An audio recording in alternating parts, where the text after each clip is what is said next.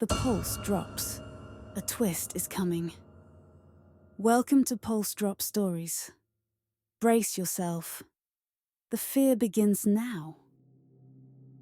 The crisp autumn air, thick with the scent of decaying leaves, mocked the hollow ache in Amelia's chest.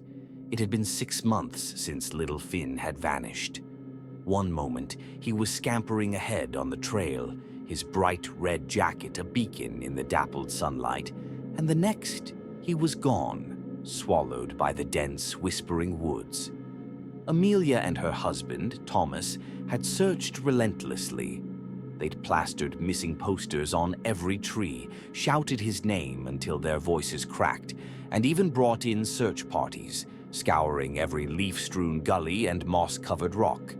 Nothing. Finn. Gone. Their lives had become a bleak, monotonous cycle of grief.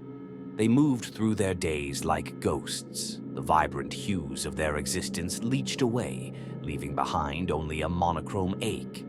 They stopped talking, stopped laughing. The silence in their home was a tangible thing, thick and suffocating. Then, one foggy morning, it happened. Amelia, staring blankly out the kitchen window, saw him.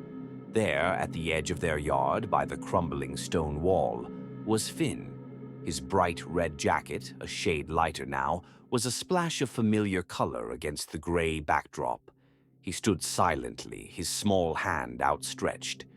Amelia's heart lurched. She ran, forgetting the half-drunk mug of cold coffee, forgetting everything but the sudden, impossible hope that bloomed in her chest. Thomas, hearing the commotion, followed behind, his face a mask of stunned disbelief. Finn was exactly as they remembered him. The same tousled brown hair, the same bright blue eyes, the same little gap between his 2 front teeth. He didn't speak, didn't cry.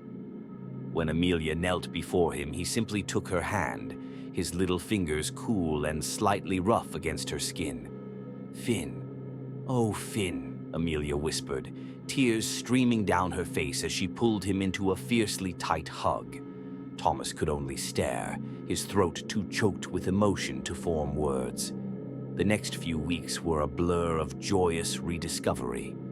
They took Finn to the park, read him bedtime stories, and nestled him between them on the couch while watching movies. It was as if the last 6 months had never happened. Life, in all its messy, chaotic glory, was back. But then, the subtle cracks began to appear. Finn never spoke of where he had been. If they asked, he would simply tilt his head, his blue eyes becoming unnervingly blank, before quickly changing the subject. His diet became strange, an insatiable craving for raw mushrooms and berries he would forage in the woods. Sometimes, in the dead of night, Amelia would wake to find him gone, only to find him later murmuring strange guttural sounds in the backyard, his eyes fixed on the dark tree line. One afternoon, Amelia was sorting through old photos. A picture from their last family hike caught her eye. Finn wasn't there. There was no bright red jacket, no little boy scampering ahead. Just Amelia and Thomas, alone, by the side of the trail. She flipped through more photos. Birthdays, Christmases, summer vacations, all the pictures where Finn should have been, showed only her and Thomas, a couple navigating life alone. It was as if the boy had never existed.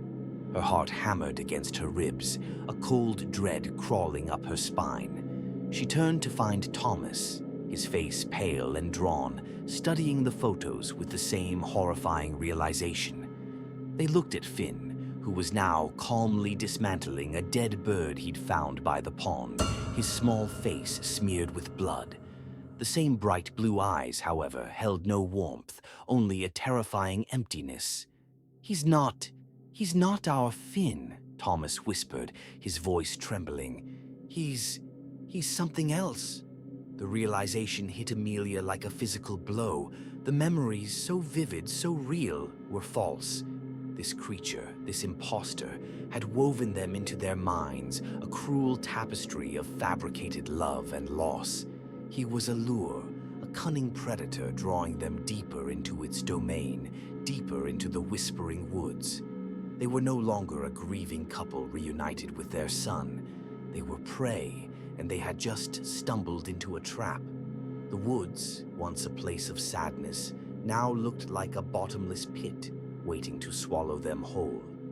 The creature, wearing the guise of their stolen son, smiled, a chilling, toothy grin that revealed the monstrous truth hidden beneath the veneer of childhood innocence. The forest, it seemed, had a different kind of family in mind. Their true nightmare had only just begun.